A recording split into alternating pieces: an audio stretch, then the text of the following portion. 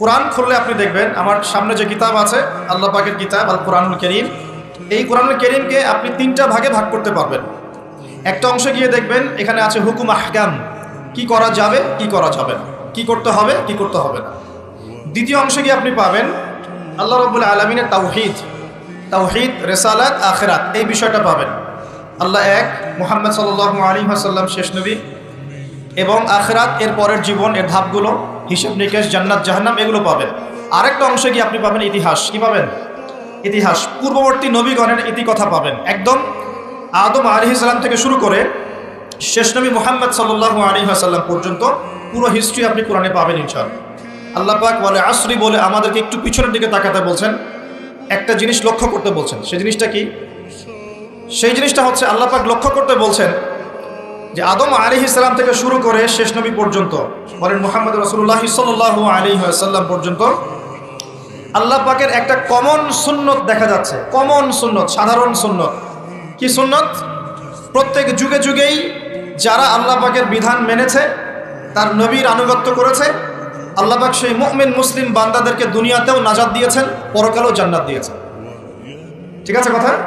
আচ্ছা, আরেকটা সুন্নত হচ্ছে প্রত্যেক যুগে যুগে আদম থেকে নিয়ে শুরু করে মুহাম্মদ সাল্লাল্লাহু আলাইহি ওয়াসাল্লাম পর্যন্ত প্রত্যেক যুগে যুগেই যে বা যারাই আল্লাহর কথা শোনে নাই, আল্লাহর বিধান মানে নাই, তার নবীর আনুগত্য করে নাই, আল্লাহ পাক দুনিয়াতেও ধ্বংস করেছেন, আখিরাতেও ধ্বংস করেছেন। এই সুন্নতটা ইতিহাসে একদম কমন। আমি এক্সাম্পল দিয়ে বোঝাচ্ছি। নূহ আলাইহিস সালামের যুগে চলে যান, একটু খেয়াল করে দেখেন 950 বছর দাওয়াত দেওয়ার পরে মাত্র 40টা বা 80টা পরিবার ইসলাম কবুল করেছে। আল্লাহ পাক এই সারা দুনিয়ায় সেই 80টা পরিবারকেই বাঁচিয়ে রাখলেন, নিষ্কৃতি দিলেন, উদ্ধার করলেন, বাকি সবাইকে ডুবিয়ে মেরে দিলেন। আল্লাহর সুন্নাত, আল্লাহ পাকের কিছুই পরোয়া নাই। পরোয়া আছে? আচ্ছা, তারও একটু আগে যান, আদম আলাইহিস সালামের দুই ছেলে হাবিল এবং কাবিল, মনে আছে? কাবিলের কুরবানি কবুল হয় না, হাবিলেরটা কবুল হয়। তো এখানে হিংসা, এখানে কি হিংসা, পরশ্রী কাতরতা। তারটা কেন কবুল হয়, আমারটা কেন হয় না? এই হিংসার বশবর্তী হয়ে এক পর্যায়ে কাবিল হাবিলকে হত্যাই করে ফেলল, এবং সেই হত্যাকাণ্ডের সাক্ষী ছিল একটা পাখি, তার নাম কি? কাক। কাক, হ্যাঁ, জানি না কেন কাক আমাদের গায়ে পায়খানা করে দেয়, এটাই সেই কারণ নাকি আল্লাহ ভালো জানে। খেয়াল করেছেন বিষয়টা? আসলে এটা আসলে কথার কথা, এর কারণ তো এটা নয়, আল্লাহ ভালো জানে। বিষয়টা হচ্ছে যে কাক সাক্ষী যে আদম আলাইহিস সালাম এর দুই সন্তান, এক সন্তানকে হত্যা করার পর আরেক সন্তান মাথায় হাত দিয়ে বসে আছে, কিভাবে তার ভাইকে দাফন করবে এই জ্ঞান তার কাছে নাই। আল্লাহ পাক কাককে পাঠালেন, সে মাটি খুঁড়ে দেখালো কিভাবে দাফন করতে হয়। তার মানে শিক্ষা আমাদের চারপাশে আছে। শিক্ষা গ্রহণ করার জন্য সবসময় টেক্সট বুকের প্রয়োজন হয় না। শিক্ষা গ্রহণ করার জন্য সবসময় টেক্সট বুকের প্রয়োজন হয় না, এই ডারউইনের মতবাদের প্রয়োজন হয় না। শিক্ষা গ্রহণ করার জন্য একটু দূরদর্শিতাই যথেষ্ট। বহু মানুষ এই পৃথিবীতে বেঁচে আছেন যাদের অক্ষর জ্ঞান নাই, লিটারাল জ্ঞান নাই, কিন্তু তারা অনেক বেশি অভিজ্ঞতা সম্পন্ন আছেন না? আচ্ছা, এমনকি আমাদের প্রিয় নবী মুহাম্মদ রাসূলুল্লাহ সাল্লাল্লাহু আলাইহি ওয়াসাল্লাম কিন্তু এই আক্ষরিক জ্ঞান, আলিফ বা তা সা এগুলো লিখতে পড়তে জানতেন না। সেটা কি আপনারা জানেন? আল্লাহ পাক তাকেই শেষ নবী করেছেন, এবং আমরা তাকে বলি তিনি উম্মি। উম্মি মানে হচ্ছে অক্ষর জ্ঞানহীন। কিন্তু এই পৃথিবীর সবচাইতে জ্ঞানী মানুষ, ইতিহাসের শুরু থেকে শেষ পর্যন্ত সবচাইতে জ্ঞানী মানুষ হচ্ছেন মুহাম্মদ রাসূলুল্লাহ সাল্লাল্লাহু আলাইহি ওয়াসাল্লাম। অক্ষর জ্ঞানী সব কিছু নয়। সিগনেচার করতে পারলেই এই আপনার একটা জাতি জ্ঞানী হয় না। সাক্ষরতার হার বাড়লেই একটা জাতি জ্ঞানী হয় না। একটা জাতি জ্ঞানী হয় তখন যখন তার ভিতরে আধ্যাত্মিক পরিবর্তন আসে, যখন তার ভিতরে মানবিক গুণগুলো ইনস্টল হয়, যখন সে মানবতার কল্যাণে কাজ করতে পারে, যখন সে খারাপ পথে যায় না, ন্যায়ের পথে থাকে, অন্যায়ের পথে যায় না, তখন সে ভালো হয়। অক্ষর জ্ঞান সব কিছু নয়। আর আমরা এখন পাশের হারটাকে বেশি ফোকাস করি। কত পার্সেন্ট পাশের হার, কত পার্সেন্ট শিক্ষিত, এটা বড় কথা নয়, কত পার্সেন্ট পাশের হার। পাশের হার সব কিছু নয়। একটা দেশ আছে এখনো পৃথিবীতে, তার নাম ভুটান। কি নাম? বলা হয় যে পৃথিবীর সবচেয়ে সুখী দেশগুলোর মধ্যে একটা হচ্ছে ভুটান। তারা কীরকম জানেন? কৃষিকাজ করে, হ্যাঁ, কৃষিকাজ করে, দিন আনে দিন খায়, চাষাবাদ করে, ফসল ফলায়, যে ফসল খাওয়া দাওয়া করার পরে যেটা বেঁচে যায় সেটা এক্সপোর্ট করে। কেউ কারোর সাথে হানাহানিতে যায় না। হ্যাঁ, ছোট ছোট ছোট পরিবারে বিভক্ত, গোত্রীয়, সেখানে গোত্রীয় বিভাগ আছে, কিছু পলিটিশিয়ানরাও আছেন, কিন্তু কারোর সাথে কোনো হানাহানি কাটাকাটি এইসবে নাই তারা। পৃথিবীর সবচেয়ে সুখী দেশগুলোর তালিকায় ভুটানকে বলা হয় একটা দেশ। তো সুখী হওয়া, শিক্ষিত হওয়ার মানে এই নয় যে সবসময় আমাদেরকে অর্থনৈতিকভাবেই সমৃদ্ধি লাভ করতে হবে আর সাক্ষরতা হারই বাড়তে হবে, এটা জরুরি না। দেখুন এখানে যেটা বলতে যাচ্ছিলাম যে শিক্ষা নিলেন কাবিল কার কাছ থেকে, কাকের কাছ থেকে। এখানে একটা হাদিস মনে পড়ে যায়, শেয়ার করি। নবী সাল্লাল্লাহু আলাইহি ওয়াসাল্লাম বলেছেন, এই পৃথিবীতে প্রথম হত্যাকাণ্ড সংগঠিত করেছিল কাবিল। এই জন্যই এই পৃথিবীতে যত মানুষকে অন্যায়ভাবে হত্যা করা হবে, বিনা কারণে অন্যায়ভাবে হত্যা করা হবে, এই সমস্ত খুনের যে পাপ, এই পাপের একটা অংশ কাবিলের আমল নামায় যুক্ত করা হবে। বলি নাউজুবিল্লাহ। সদকায়ে জারিয়া যেমন আছে, আরেকটা টার্ম আছে, সেটা হলো গুনাহে জারিয়া। এটা কি? একটা মাদক দ্রব্যের বার খুলেছেন, আপনি মারা যাওয়ার পরেও যদি মানুষ মাদক খেতে থাকে, কবরে শুয়ে শুয়ে গোনা পাবেন ইনশাআল্লাহ। একটা গান গেয়েছেন যেখানে আজে বাজে মিউজিক আছে বা আজে বাজে শিরকি কথা আছে, কুফরি কথা আছে, মানুষকে আপনার আল্লাহ থেকে দূরে সরাচ্ছে। যত মানুষ সেই গান গাবে এবং শুনবে, আপনার মৃত্যুর পরেও কবরে শুয়ে শুয়ে সেই গোনা পাবেন ইনশাআল্লাহ। একজন মানুষ সিনেমা হল করেছে এবং সেখানে নগ্ন ছবি প্রদর্শন করা হয়। এখনকার বেশিরভাগ সিনেমাতেই নগ্ন ছবি দেখানো হয়, কারণ এখন অনলাইনে ঢুকলেই মনে হয় এই জগৎ সমান সমান যৌনতা, মানে এই পৃথিবীটাই মানে যৌনতা, সবখানেই যৌনতা। এমনকি একটা স্যান্ডো গেঞ্জি কিনতে যাবেন, সেখানেও দেখবেন একটা নগ্ন মেয়ের ছবি দিয়ে রেখে দিয়েছে, সব যৌনতা। তো এই যে সিনেমা হলটা করেছেন, যত মানুষ এখানে সিনেমা দেখবে, যদি আপনি মারাও যান, যত মানুষ সিনেমা দেখতে থাকবে, এই গুনার একটা অংশ আপনার কবরে অটোমেটিক ট্রান্সফার হতে থাকবে ইনশাআল্লাহ। এভাবেই যদি আপনি মাদ্রাসা করেন, যত মানুষ পড়বে, আগামীতে শিক্ষিত হবে, দিনের জ্ঞান অর্জন করে মানুষের মধ্যে দাওয়াতের কাজ করবে, সমস্ত নেক আমলের একটা অংশ আপনি পাবেন ইনশাআল্লাহ। একটা মসজিদ করেছেন, মসজিদে ইনভেস্ট করেছেন, একটা মসজিদ করে দিয়েছেন, এই মসজিদে যত মানুষ নামাজ পড়বে ইনশাআল্লাহ আপনি এর একটা নেকির ভাগিদার হবেন ইনশাআল্লাহ। আপনি একটা বই লিখেছেন অথেন্টিক সুন্দর, এই বই যত মানুষ পড়ে উপকৃত হবে, আপনি কবরে শুয়ে শুয়ে নেকি পাবেন ইনশাআল্লাহ। ভালো কিছু বলেছেন, ভালো লেকচার দিয়েছেন, যত মানুষ শুনবে, আমল করবে, জীবন পরিবর্তন করবে ইনশাআল্লাহ, আপনি কবরে শুয়ে শুয়ে নাকি পাবেন ইনশাআল্লাহ। এটা সবচেয়ে সেরা ইনভেস্ট, সবচেয়ে সেরা ব্যবসা। আল্লাহ পাক আমাদেরকে এই ধরনের ব্যবসা বেশি বেশি করার তৌফিক দান করুন। এখানে একটা প্রশ্ন আসবে যে হাবিলকে কেন কাবিল হত্যা করলো? উত্তর হচ্ছে হিংসা। উত্তরটা কি? এই কাবিলের সুন্নত কিন্তু 1400 বছরেও, 1400 বছর না, 1400 বছর তো নবীর যুগই চলে গেছে। আসলে এই লক্ষ লক্ষ বছরের পরেও কাবিলের এই সুন্নত কিন্তু শেষ হয়ে যায় নাই, এখনো কিন্তু হাবিল কাবিলের সুন্নত সমাজে আছে। যখনই দেখা যাবে যে কেউ কোনো ভালো কাজ করছে, ভালো কিছু হচ্ছে, তখন এক শ্রেণীর কাবিল অটোমেটিক বের হয়ে যাবে, যারা এই হাবিলের পিছনে লেগে যাবে। কথা ঠিক কিনা? প্রতিটা সেকশন এটা আছে। যদি পলিটিক্যাল ক্ষেত্রে একজন পলিটিশিয়ান ভালো কাজ করা শুরু করে, কিছু কাবিল বের হয়ে তার বিরোধিতা করা শুরু করে, দেখবেন।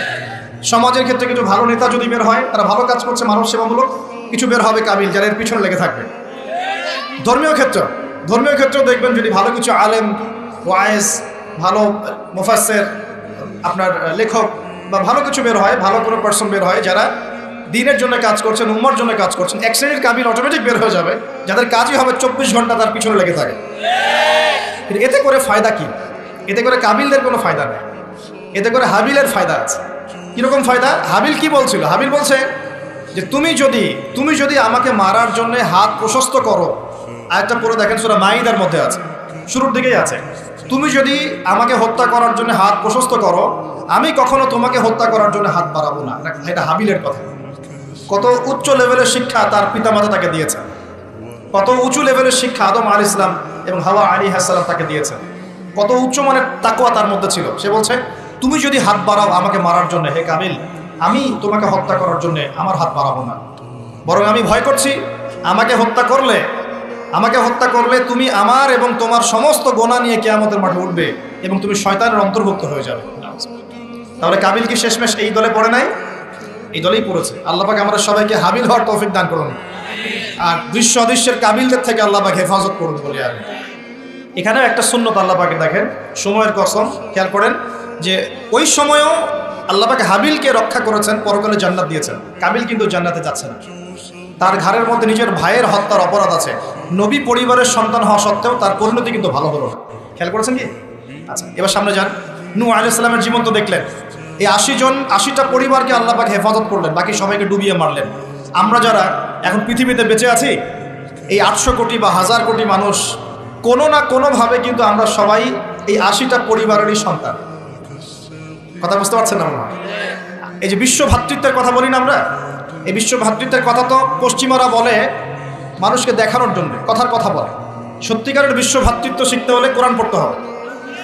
সত্যিকারের বিশ্ব ভ্রাতৃত্ব শিখতে হলে কোরআন পড়তে হবে। কোরআন বলছে এই যে পরিবারগুলোকে আল্লাহ পাক বাঁচিয়েছেন, জুদি উপত্যকায় এই নৌকা গিয়ে ঠেকেছে, ওই নৌকায় যারা ছিলেন তাদেরকে দিয়ে পরবর্তীতে পৃথিবী আবাদ করা হয়েছে।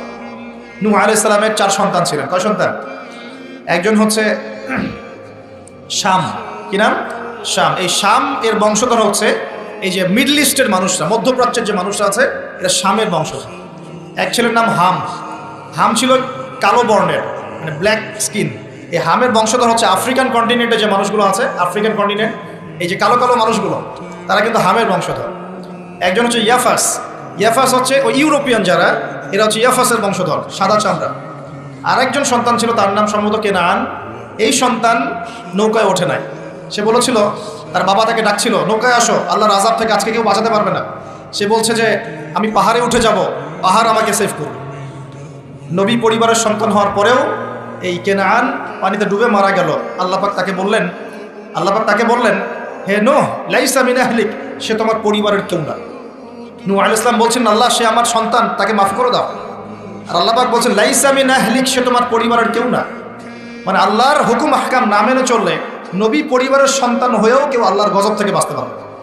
আর আমরা তো কিছুই না, আমরা কিছু। তা আমাদের অহংকার শোভা পায়, আমি অমুক আলেমের সন্তান, অমুক মুহাদ্দিসের সন্তান, অমুক বক্তার সন্তান, হ্যাঁ, অমুক পলিটিশিয়ানের সন্তান, অমুক রাষ্ট্রনেতার সন্তান। এইসব জাতি, বর্ণ, গোত্র, এগুলো আল্লাহর আযাব থেকে বাঁচাতে পারবে না যদি কোরআন সুন্নাহ ফলো না করে চলে। এটা মূল কথা। আরো সামনে যান। এবার ইব্রাহিম আলাইহিস সালামের যুগটা আপনাকে দেখায়, ওই যুগের সময়টা দেখেন, বলে আসরি। ওইখানে আল্লাহ রাব্বুল আলামিন ইব্রাহিম আলাইহিস সালাম এবং তার অল্প সংখ্যক অনুসারীকে উদ্ধার করেছেন, বাঁচিয়েছেন। নমরুদের এই বিশাল রাজত্ব আল্লাহ পাক খসিয়ে দিয়েছেন কি দেন নাই? আল্লাহ সুন্নত পরিবর্তন হয়েছে? হয়। আল্লাহ পাক ইব্রাহিম আলাইহিস সালামকে আগুনের পরীক্ষা থেকেও বাঁচিয়েছেন, আর নমরুদকে সামান্য মশা দিয়ে মেরে ফেলেছে। আল্লাহ সুন্নত কোনো পরিবর্তন হয়নি। নবী মূসা আলাইহিস সালামের যুগে যান, ফেরাউনের বিশাল বাহিনী, এখনকার এই রাশিয়ান বা ন্যাটো বা ইউরোপিয়ান কন্টিনেন্টে যত আছে, এই সবগুলোকে একত্রিত করলেও মনে হয় ফেরাউনের বাহিনীর মতো হবে না। এই পুরো বাহিনীটাকে মনে হয় 1 ঘন্টার মধ্যেই আল্লাহ পাক লোহিত সাগরে ডুবিয়ে মেরে দিল, একদিনের মধ্যেই। আল্লাহ পাকের কোনো পরোয়া নাই। আর বনু ইসরাইল আর মূসা আলাইহিস সালামকে আল্লাহ পাক উদ্ধার করলেন। আল্লাহ পাকের সুন্নত এটাই, যুগে যুগে, বলে আসরি, একই সুন্নত। আজ জাতির কথা দেখেন, বিশাল আকার দেহের মানুষ ছিল, একদম তাল গাছের সমান সমান লম্বা। তারা একটা কথা বলতো, মান আশাদ্দু মিন্না কুওয়া, আমাদের যে শক্তিশালী কে আছে, তারা বলতো এই কথা। আল্লাহ পাক ওদেরকে 6 দিন 7 রাতের মধ্যেই এই বাতাসের তীব্র বেগে উপড়িয়ে দিলেন, খেজুর গাছের কাণ্ডের মতো ঘরের সামনে পড়ে থাকে। কেউ বাঁচাতে পারলো না। বাঁচাতে পারলো? পরের জেনারেশন আসলো সামুদ জাতি, তাদের নবীর নাম কি? সালেহ আলাইহিস সালাম। সালেহ আলাইহিস সালাম দাওয়াত দিলেন, তারা দাওয়াত কবুল করলো না। আল্লাহ পাক সালেহ আলাইহিস সালাম এবং তার সাথীদেরকে বাঁচালেন। সামুদ জাতিকে বজ্রপাত, বিদ্যুৎ চমকে না, বিদ্যুৎ, এই বিদ্যুৎ দিয়ে পুরো সামুদ জাতিকে আল্লাহ পাক ধ্বংস করলেন। কিভাবে ধ্বংস করলেন জানেন? একবার খালি একটা শব্দ হয়েছে, বিকট এক শব্দেই শেষ। একটা বিকট শব্দ, ব্যাস, এক শব্দে সবার জান চলে গেছে, জান কবজ হয়ে গেছে, এক শব্দের মধ্যে।